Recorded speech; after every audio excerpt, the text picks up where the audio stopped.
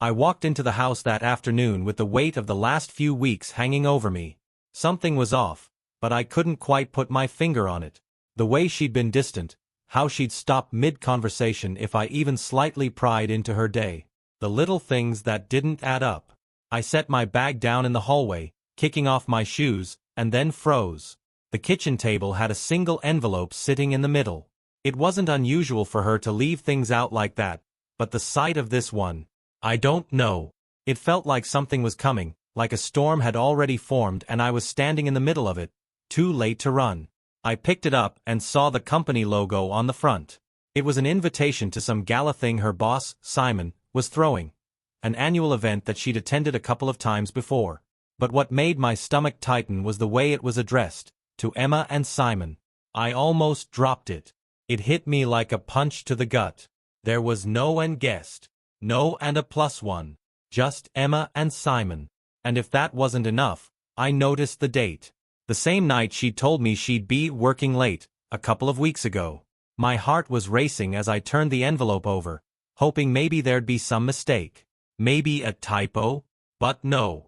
The invitation was clear, crisp. No ambiguity. I stood there for a second, staring at it, wondering how long this had been going on. I tried to rationalize, tell myself it didn't mean what it seemed to mean. But that knot in my stomach? It wasn't lying. I heard her footsteps in the hallway and I quickly shoved the invitation into my pocket. "Hey," she called out, too casually, like nothing was wrong. "Hey," I managed to reply, my voice a little tighter than usual. She came in and gave me a quick peck on the cheek. Something in the way she kissed me, though, it didn't feel right. There was no warmth in it, just routine. I couldn't keep it inside anymore. "Got something to show you," I said, pulling the envelope from my pocket. Her face froze when she saw it. "Oh, that," she said quickly, waving her hand dismissively. "I told you about it. The company's having this thing, and Simon wanted me to go. He's been really pushing it, "Right," I said, trying to keep my voice steady. "But it says here it's you and Simon." I watched her eyes flicker for just a second, just long enough for me to catch it. Then she smiled, that fake smile she'd been perfecting for years. "Oh, it's just a misunderstanding. He invited me, and I said I'd bring a +1, but it's not like that. Don't worry." I could feel the heat rising in my chest. She was lying. I wasn't an idiot. I didn't need to say it out loud, but the way her voice wavered, how she wouldn't meet my eyes, it said everything. She could lie all she wanted, but the truth was already sitting there on the table between us. I let it go for the moment. I knew better than to push it then. But that night, after she'd left for the party, something inside of me snapped. I needed answers. Real answers. Not these half-baked lies. As I sat there, the house felt quieter than usual, as though everything in it was holding its breath, waiting for me to do something. I didn't know exactly what, but I knew one thing for sure. I wasn't going to let this go. After she left for the party, I sat in the house, trying to make sense of everything. The silence felt suffocating, and the weight of the invitation was still on my mind. Emma's behavior lately had been distant, but I'd tried to ignore it. Now, though, it was clear, she was lying. She was with Simon, no question about it. I wasn't an idiot. I had to know the truth. But I wasn't going to confront her yet. I didn't want to give her the satisfaction of seeing me lose my cool. I'd get the answers on my terms, in my own way. I wasn't going to make a scene. I wasn't going to scream or demand an explanation. I wanted to destroy everything she'd built without raising a single voice. Her career, her secrets, the life she thought was secure. I was going to unravel it all, quietly. I knew where to start. Emma was obsessed with her job. Everything had to be perfect. She'd been pushing for a promotion for months, and Simon had the power to give it to her. I had a feeling there was more to their relationship than just work. Her career was her pride, and that's where I could hit hardest. I grabbed the spare key to her office, the one she kept in her purse.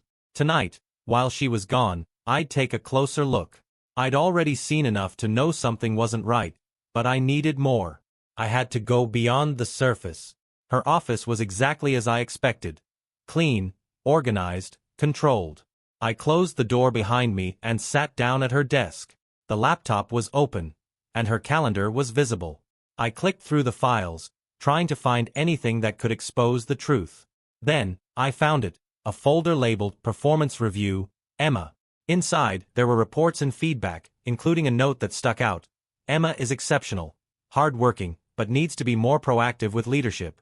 It didn't sound like a comment a boss would make about just an employee. There was something more to their relationship, but that wasn't enough. I needed something concrete. I started going through her emails, carefully scanning for anything that might reveal what I already suspected.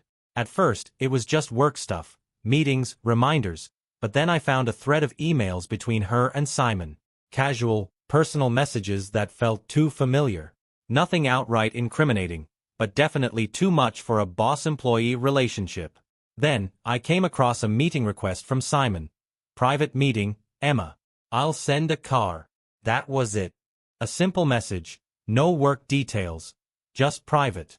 It was all I needed. I sat back in the chair, the truth hitting me like a freight train. She wasn't just being distant. She was having an affair, and Simon was right in the middle of it. But I wasn't done. I could have confronted her then and there, but no. I needed to do more. I wasn't going to let her lie her way out of this. I wasn't going to be the one left feeling betrayed. I had a plan, and I'd see it through. Emma's world, her career, everything, was about to unravel, and she wouldn't even see it coming. The next few days felt like a game, and Emma didn't even know it. She continued her usual routine, talking about Simon, how supportive he was, how he really understood her, while I just sat back and let it all wash over me. Every time she mentioned him, I felt like I was choking on my own frustration. But I didn't show it. I wasn't going to confront her yet. No, I was playing the long game. She still talked about work like it was her whole life, her promotion hanging in the balance. I could tell she thought things were under control, that she was fooling me with her fake smiles and stories about Simon's guidance. But I knew better. I knew the truth. I needed more than what I had from the emails. I needed to go deeper, to find something more tangible, something she couldn't talk her way out of. That's when I remembered her journal. 4 years, Emma had carried around this small, leather-bound journal. She'd write in it constantly, work stuff, personal notes, everything. It was her secret, something she kept hidden from me, and I knew it held the answers.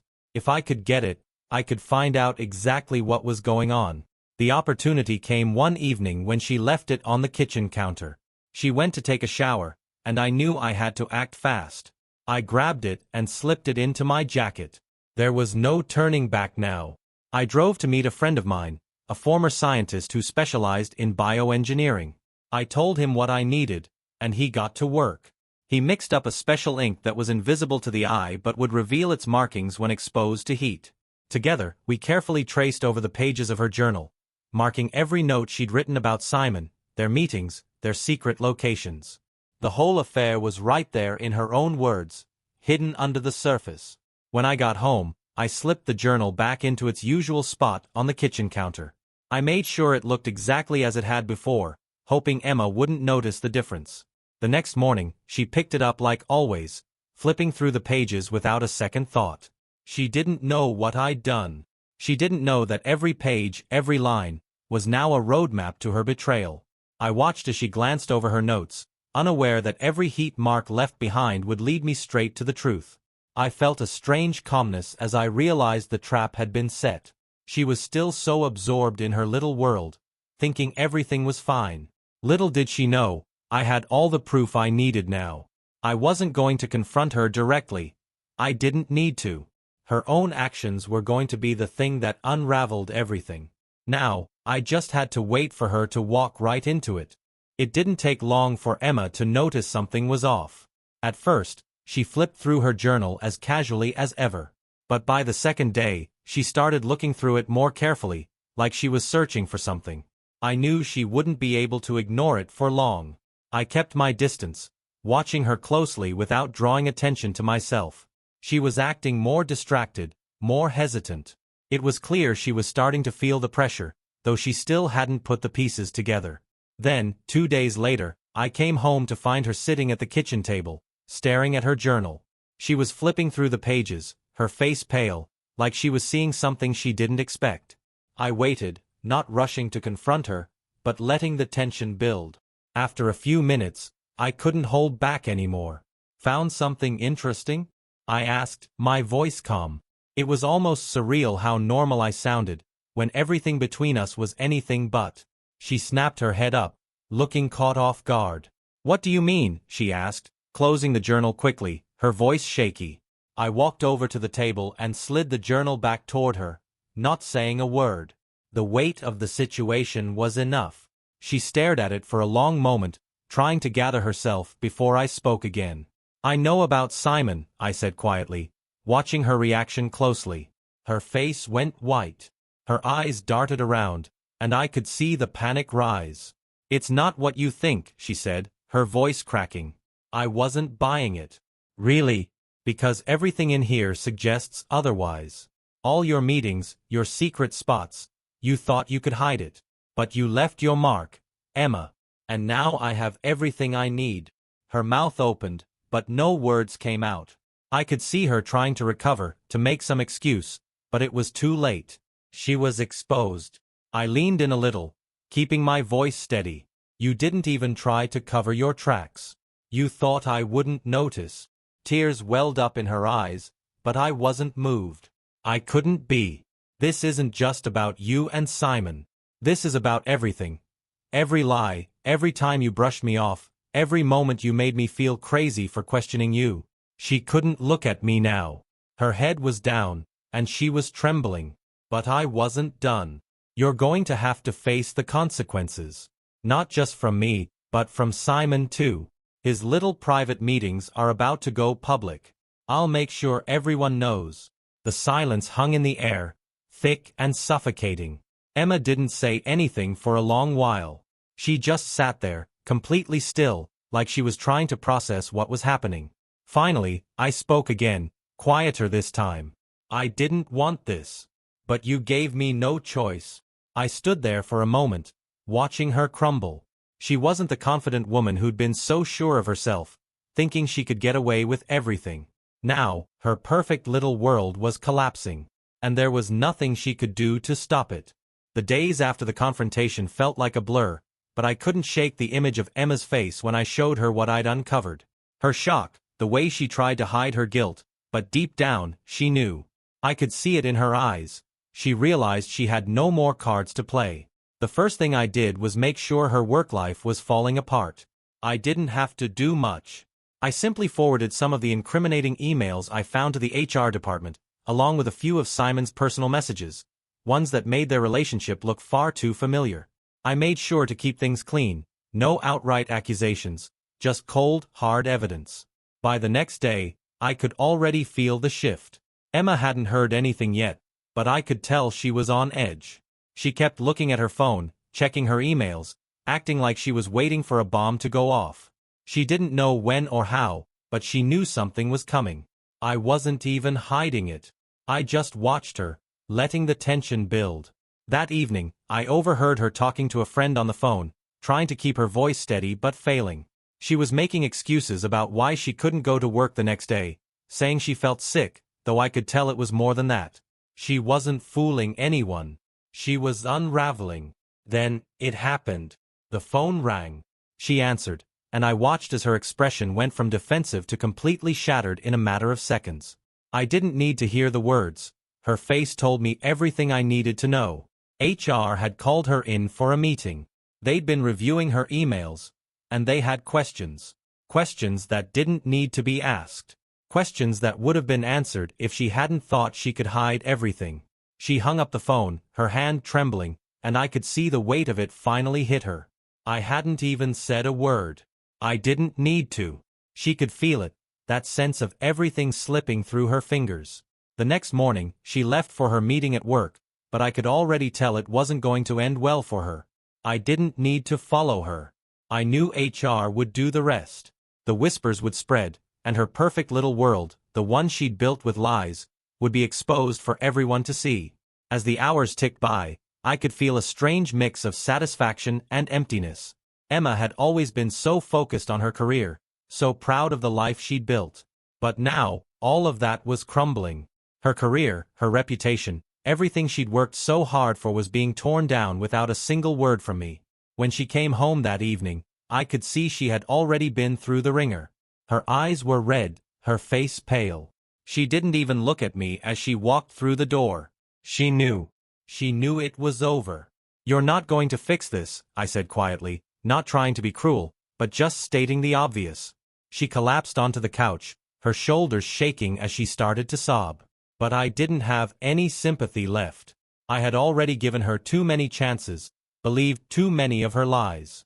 I didn't say another word. The damage was done. The fallout had begun. Emma's life was unraveling, and I didn't need to say anything more to make her see how deep the hole she had dug really was. After the HR meeting, Emma barely spoke to me. Each day, she came home later, looking more defeated than before. The tension between us was thick, like a storm hanging in the air. I could see it in the way she moved, slumped shoulders, eyes darting nervously when I was near. She knew it was over, and I could feel the weight of her guilt hanging over us.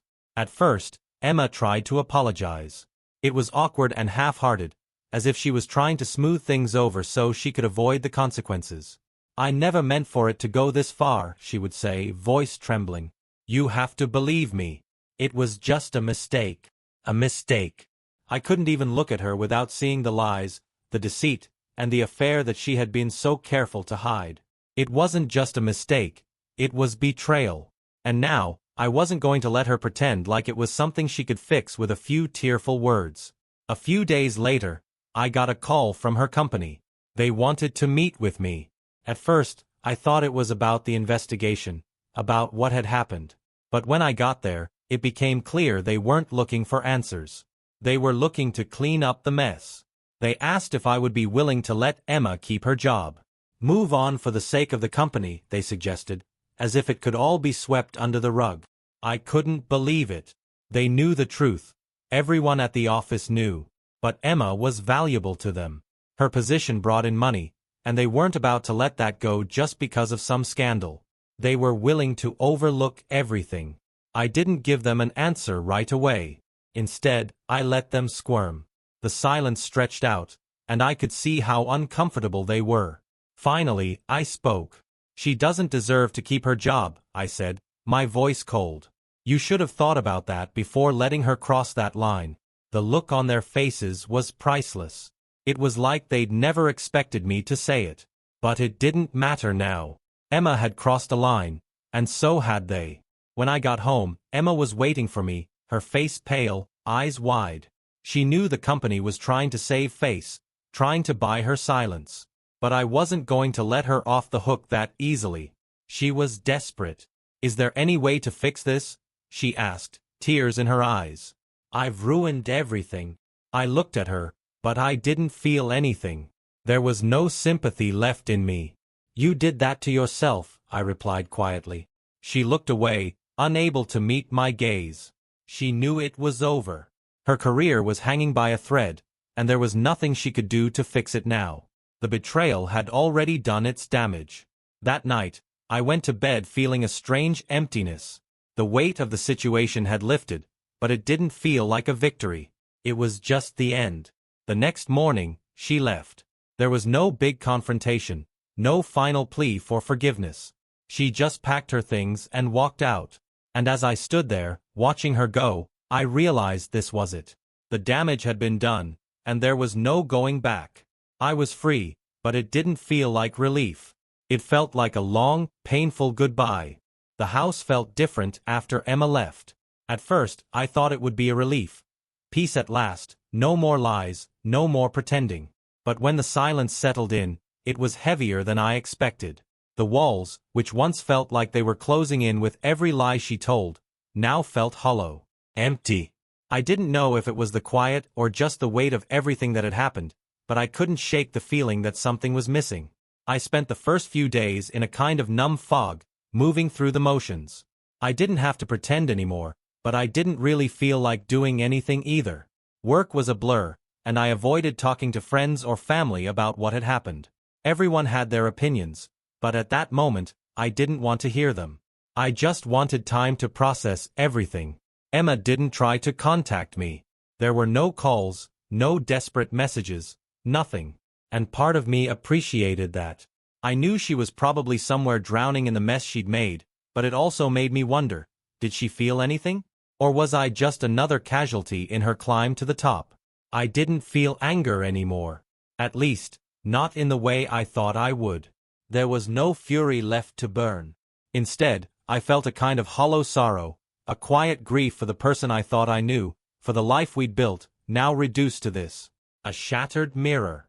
Then, one evening, about a week after she left, I found myself driving past the old cafe we used to go to. The place where we had our first date, where we spent hours talking, laughing, before everything got complicated. I hadn't been back since we split. But on a whim, I pulled into the parking lot and sat there for a while, staring at the neon lights flickering through the window. I could almost see us sitting there, her laughing at some joke I'd made, the way her eyes would light up when she was excited. It wasn't so much the memories that hit me, it was the realization that I was done. I was done with the idea of who I thought she was. The person she became was someone I didn't even recognize.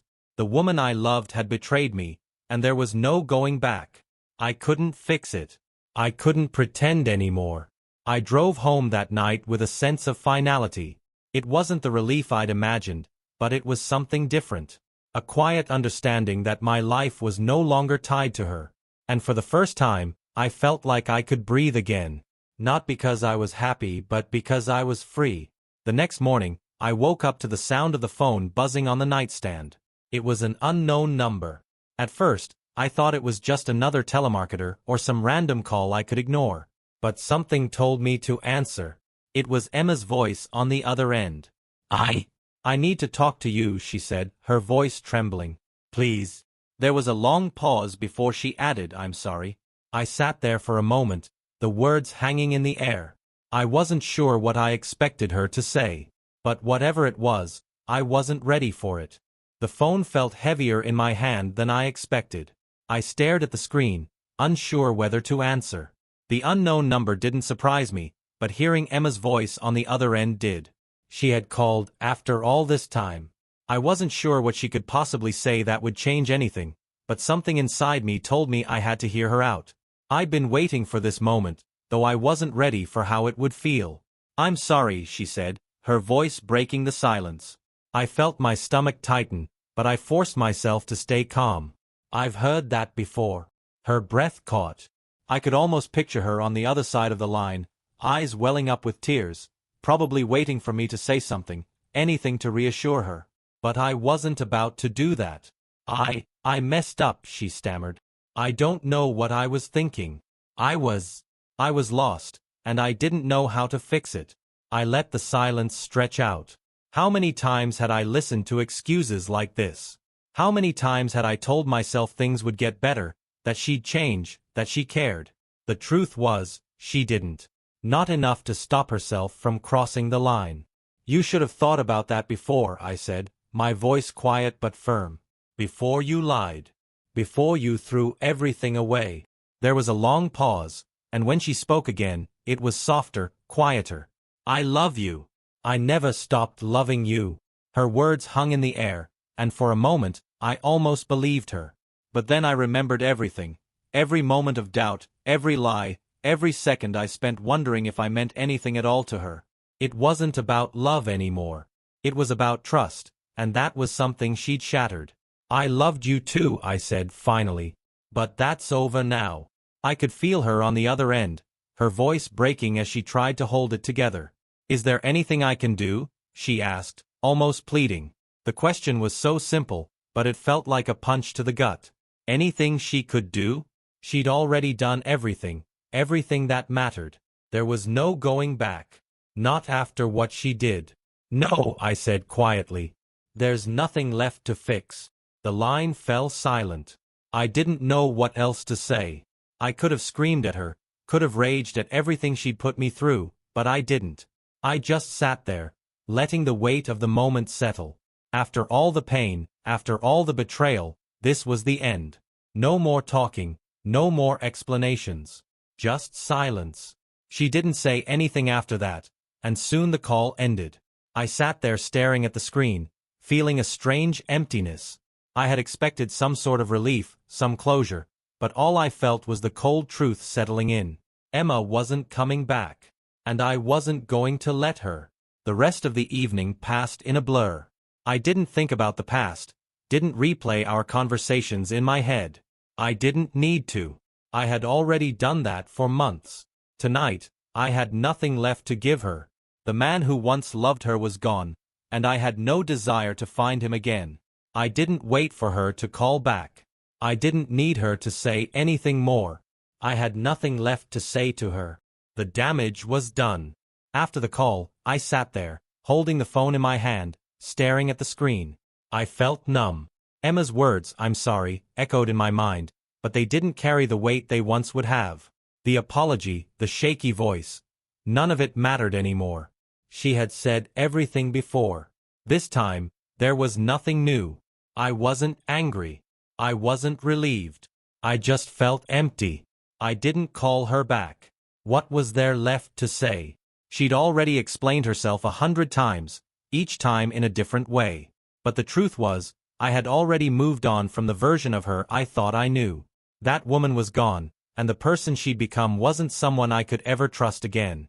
The days that followed were quiet. I didn't talk to anyone about what had happened. I went to work, came home, and repeated the same motions each day. I wasn't sad. I wasn't angry. I was just existing. It felt like I was floating through life, unable to connect with anything or anyone. At night, the house felt even emptier. The quiet was suffocating. I used to find comfort in the routine, in the sound of Emma moving around, the little things we used to do together. Now, there was nothing. Just silence. And it was in that silence that the reality hit me hardest. One evening, about a week after the call, I found myself going through old boxes in the closet. I was looking for something to keep my mind occupied. I came across a stack of photos, wedding pictures, vacation snapshots, memories of us together. I couldn't help but stop and look through them. There we were, smiling in front of the beach at sunset, laughing on trips, standing side by side in front of the house we had made our home. The images seemed so distant now. The woman in those photos wasn't the same woman who had betrayed me. The love I thought we shared now felt like a lie, a fantasy I had believed in. I set the photos down, not sure why I was even looking at them. They didn't change anything. The woman I thought I knew was gone, and what was left was someone who had shattered everything I had trusted. That night, I stood by the window, staring out at the city lights. They flickered in the distance, the world still moving on while mine felt like it had stopped.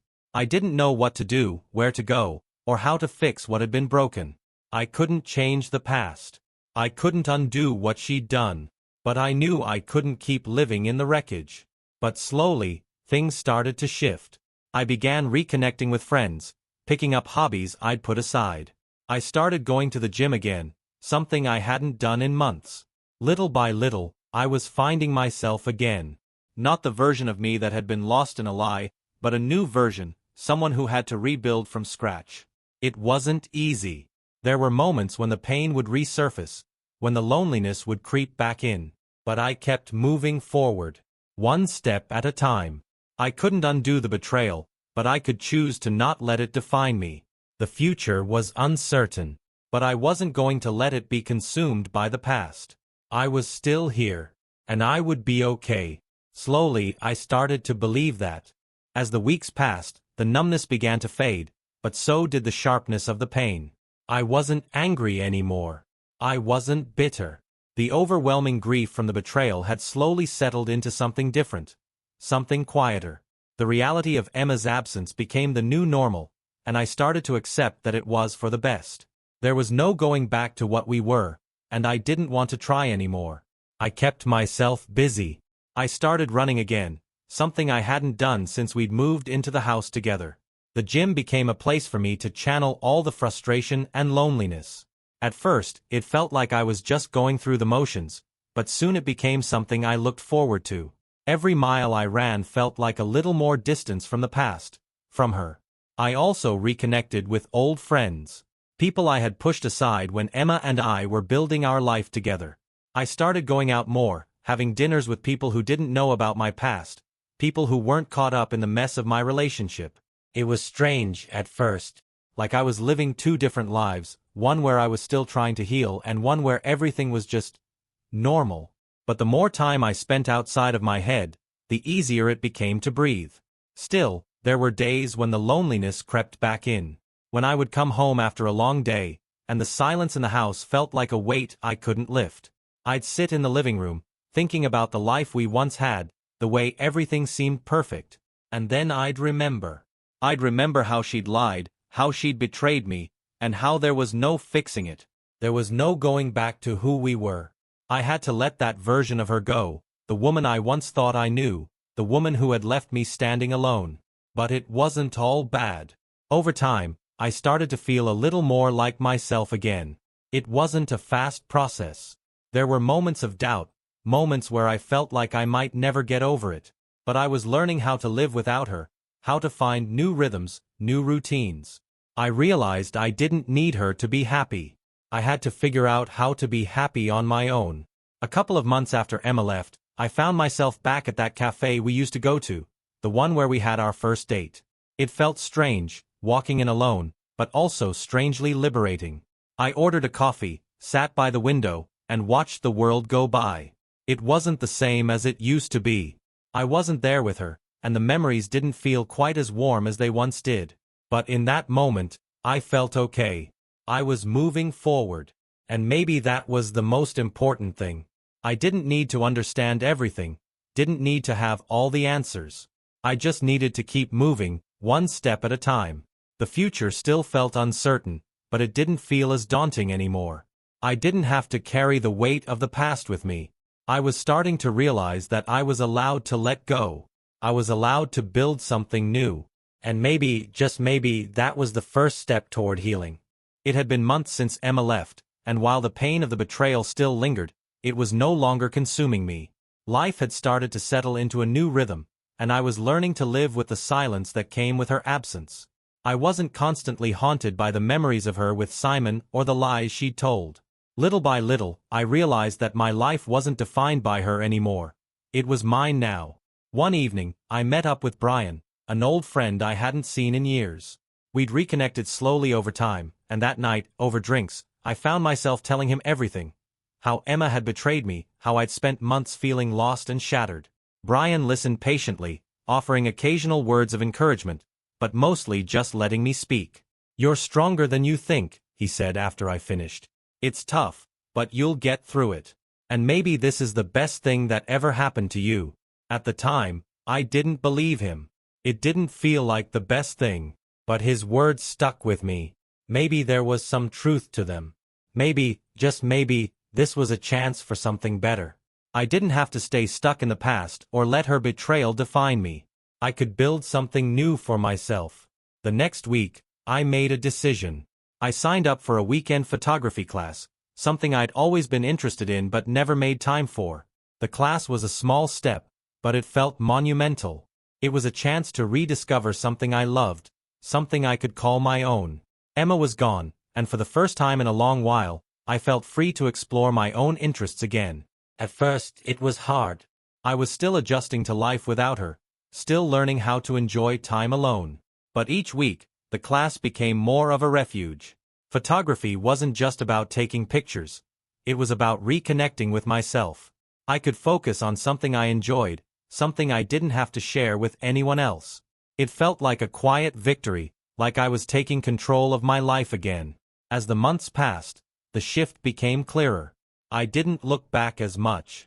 I wasn't checking my phone for messages from Emma. I wasn't waiting for closure. The thoughts of her, of everything we'd lost, started to fade. The hurt was still there, but it wasn't holding me back anymore. One afternoon, I went for a walk in the park, camera in hand. I snapped pictures of families, of kids playing, of the small moments that made life beautiful. It was then I realized, without even meaning to, that I was okay. I wasn't broken. I had moved on. The future was still uncertain, but for the first time, I wasn't afraid of it. I had learned to live without Emma, and I was learning to live for myself again. Slowly but surely, I was finding peace. The weeks that followed were filled with small victories. I wasn't perfect, and I still had my bad days, but the weight of the past seemed lighter now. I'd gotten used to being alone. In fact, there were moments when I actually enjoyed it. The quiet, the space to breathe, to think without someone else's expectations hanging over me. I wasn't just surviving anymore. I was living, and not just getting by, but actually starting to feel something again. I spent more time with friends, reconnecting with people I had pushed away during my relationship with Emma. I didn't realize how much I had neglected those connections until I started reaching out again. They were there, as if nothing had changed, and it reminded me of the parts of myself I had forgotten in the last few years. One night, after a long evening with friends, I was walking home through the city, and I realized something I hadn't noticed before. I was no longer haunted by thoughts of Emma. I wasn't consumed by questions of what went wrong or what could have been different. It was like I had finally made peace with it all. I could still remember the good moments, but they no longer felt painful. I wasn't holding on to them out of desperation anymore. They were just memories, no better or worse than any other part of my past. I had learned to let go. At work, things were starting to fall into place, too. I had always been good at my job, but I'd lost some of my drive when I was wrapped up in my personal life. Now, I felt like I was getting back to my best self. The confidence that had once seemed so far away was returning. It wasn't just about work, it was about realizing I was capable of handling more than I thought. That I could stand on my own 2 feet, without relying on anyone else to make me feel whole. Then one day, while I was out running, I passed a cafe and saw someone who caught my eye. She was sitting by the window, reading a book, completely absorbed in it. I didn't stop, but for the first time in a long while, I felt something shift. I wasn't thinking about Emma. I wasn't thinking about what I'd lost or what I'd been through. I was just present, noticing the world around me for the first time in what felt like forever. It was a small moment, but it reminded me that life didn't stop just because one chapter had ended. There were other chapters waiting to be written. I didn't know what the future held, but for the first time in a long time, I wasn't afraid of it. I was open to whatever came next. And for the first time, I could honestly say I was ready. Ready to move forward. Ready to live fully. The past would always be a part of me, but it no longer controlled me. The hardest part was over. I had faced the pain, the betrayal, and come out the other side stronger. I wasn't the man I was before. I didn't want to be. But I was okay with who I had become. And that was enough. The weeks turned into months, and I began to feel the kind of peace I hadn't thought possible. The gnawing emptiness that once consumed me started to fade into the background. I wasn't thinking about Emma every day anymore. I wasn't wondering what she was doing or if she regretted her choices. Those thoughts had lost their hold on me. I was finally moving on. One evening, I found myself back at the park where I used to walk with Emma. It wasn't a place I had purposely avoided, but I hadn't gone back until now. It felt different, standing there alone, the paths that had once felt so familiar now holding a new kind of meaning. I could still picture us walking, talking, laughing, but the memories didn't sting the way they used to. They were just memories. I sat on a bench for a while, watching the sun set, the sky turning pink and orange. There was something calming about the stillness, something comforting about how life kept going, no matter what happened. The world didn't stop because my relationship ended. It moved on. And so was I. I couldn't ignore the truth anymore. The person I had been with Emma wasn't the person I was now. The past me, the one who was wrapped up in her, the one who thought that we were the whole story, that version of me was gone. And I had to admit, that wasn't a bad thing. I was becoming someone else. Someone more independent, more whole. I wasn't looking for validation from anyone else anymore. I wasn't waiting for an apology, for Emma to come back and make things right. I had made peace with what had happened. It didn't mean I was okay with everything, but I was accepting that I couldn't change the past. A couple of months later, I met someone new. Her name was Clara. We met through a mutual friend, and at first, it was nothing serious. Just casual conversations. A few laughs over dinner, nothing to get attached to. But as we spent more time together, I realized that I was actually looking forward to seeing her. She wasn't Emma, and I wasn't trying to make her into someone she wasn't. I wasn't comparing her to the woman I'd loved and lost. She was just Clara. I didn't rush into anything. It felt different this time. I wasn't desperate for love or companionship. I didn't need someone to fix me. I was fine on my own. But the more I got to know Clara, the more I saw what it was like to have a connection with someone new. Someone who wasn't weighed down by my past. For the first time in a long time, I wasn't afraid of the future. The past had shaped me, yes, but it no longer controlled me. I wasn't defined by my relationship with Emma or by the hurt I'd carried for so long. I was free. I still had bad days, of course. There were moments when I'd feel a pang of sadness or loneliness, but it wasn't as heavy as it once was. I had come to understand that life was full of ups and downs. It wasn't perfect, but it was mine. And for the first time, I was excited for what was to come. I didn't need everything to be figured out right now. I just needed to keep moving forward. And so, I did. I'd never been someone to overthink the future. Life had a way of unfolding on its own, and I didn't always feel the need to control it. But lately, I felt something different. Something inside me had shifted. I wasn't waiting for the next chapter to begin, I was ready to write it. The past had shaped me, yes, but it no longer had a hold on me. I was moving forward, not out of necessity, but because I finally felt like I was in control of my own path. Clara and I had been spending more time together, and what started as something casual had turned into a real connection. The more time we spent together, the more I realized how much healthier this felt compared to anything I'd experienced in the past. It wasn't a desperate attempt to fill the void left by Emma. It was simply about enjoying the moment, without expectations or baggage. I wasn't relying on Clara to fix me, and she wasn't trying to. We were just two people getting to know each other, and it felt easy. One evening, as we sat on my balcony watching the sunset, Clara asked me something unexpected. "Do you ever think about your past? About Emma? Does she still cross your mind, where she is or what she's doing?" I paused, reflecting on the question. It wasn't that I'd forgotten Emma, but thinking about her didn't carry the same weight anymore. The memories didn't hurt like they used to, and I wasn't spending my days wondering what went wrong. "I do think about it sometimes," I said, "but I'm not stuck in it. I used to wonder a lot, but now, I don't. It's done. I'm moving forward. I don't feel the need to look back." Clara smiled, nodding. It wasn't pity or even sympathy, it was understanding. She didn't need me to explain myself further. The past was behind me, and she accepted that without needing to pry. In the months that followed, I found myself doing more things I had put off for years.